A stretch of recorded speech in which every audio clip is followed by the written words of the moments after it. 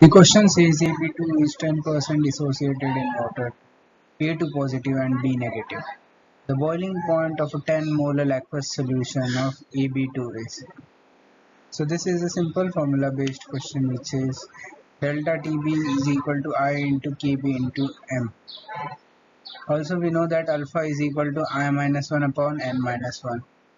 So alpha is given to us, that is 10%. So that will be equal to 0.1, which is equal to I minus 1 upon N. Total number of moles will be 1 mole of A and 2 mole of B, that is 3.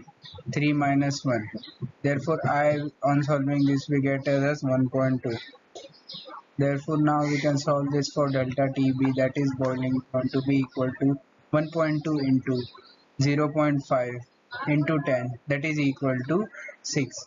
Therefore boiling point of a 10 mole aqueous solution is 100 plus 6, that is 106 degrees Celsius.